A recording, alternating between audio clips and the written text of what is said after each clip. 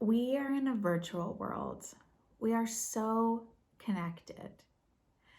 Everyone that I speak to, well, it seems like everyone that I speak to these days, whether they're clients or just people I interact with on a daily basis, friends, family, or otherwise, what I'm hearing is that you're not making enough time for self-care.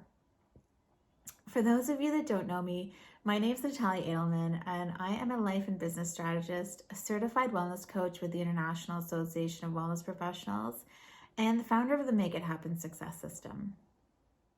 Now, in this video, I want to share with you 5 ways that you can practice self-care so that you can stay energized in this virtual world that we live in now and more into a peak state of being. Never has the world been so virtual and so connected, and with that comes new pressures for anyone working or running a business online. At the IAWP, we look to the rest element to help us look for ways that we can incorporate self-care practices. Because rest is so much more than just how much sleep we get every night. Definitely is a factor. But self-care is what is going to help re-energize you and keep you in a good state of mind, body, and soul. Now, as an online business owner and a wellness coach, I know how important self-care is to my day-to-day. It's the first thing that goes into my planner when I'm planning on my Sundays for the week. Now, don't get me wrong, I have my days just like you where I don't make that time, and I feel it at the end of the day.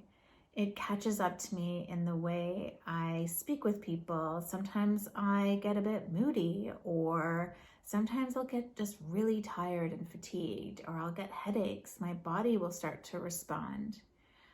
And that's really those triggers that I know that I'm not making enough time for my self-care. It's about feeling all the feels and running with them, not suppressing them and not dealing with them as they come. Because when we suppress our emotions, that makes it so much worse, and that brings on stress, anxiety, and overwhelm. So let me share with you 5 practical self-care steps or self-care practices that you can put into your day-to-day and re-energize yourself. The first one is cut back on your to-do list. Sometimes we have to scale back to scale up. Now, stress and overwhelm can take over when we have too much on our plate, when we say yes to everything, or when we have so many ideas that we want to run with all of them.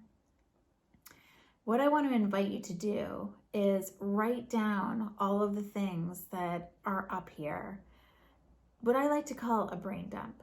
Just write down everything that you feel is on your to-do list. Look at them, see if you can group things together and categorize them. And then I want you to prioritize them. What really needs to get done first, and what can get parked or scheduled for later. The second thing is cutting back on social media. Now, I want to ask you a question. When you go on social media, are you using social media or are you consuming social media? As a business owner, as a wellness coach, again, I know how easy it is to just scroll and compare because I see it in my clients. I see it in the way people behave, the way people feel about themselves. When you start getting doubtful of yourself, or you feel like you're not where you should be, a lot of the time it boils down to you being on social media too much. Social media is great. It's great for being social, but pay attention to whether or not you're using social media or whether you're consuming social media. Have a limit. Set yourself a timer before you go on. I know that this helps a lot of people to cut back. The third thing is find an exercise routine that you actually enjoy and that you can stick with. I know that this is not anything new, and everybody knows that if you exercise on a daily basis, on a regular basis, that you will feel more energized, that you will feel happier. You don't have to have a fancy gym membership or a fancy routine that you just don't like. You can have a lot of fun with your exercise, whether it's going for a walk or maybe having a little dance routine, putting on a DVD video, dance video. Can really be anything you want as long as it's something that you enjoy, that's fun, and that you can stick with. Number 4, find something that helps you relax every day. Now, this can be yoga class, this can be essential oils, this can be meditation, reading, a new hobby perhaps, something that just makes you sit down and rest, something like painting or drawing or coloring.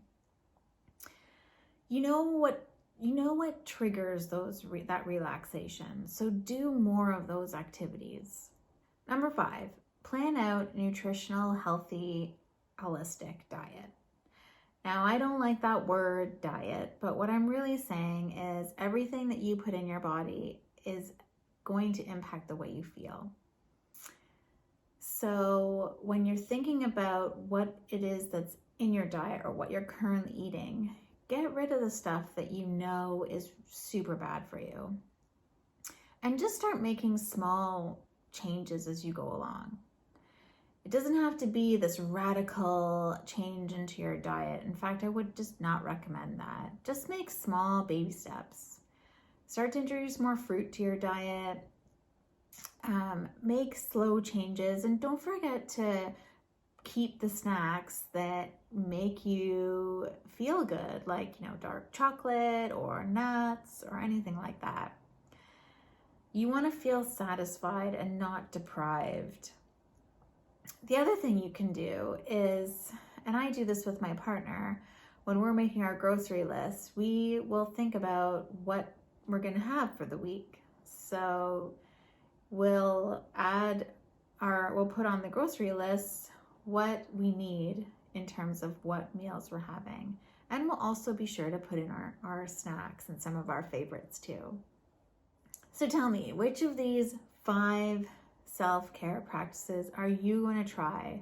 Or maybe which of them do you already do? I'd love to know in the comments below. And if you're having difficulty making some of those changes or making time for your self-care, please feel free to reach out to me directly at www.nataliaadelman.com or any one of our wellness coaches here at the IAWP.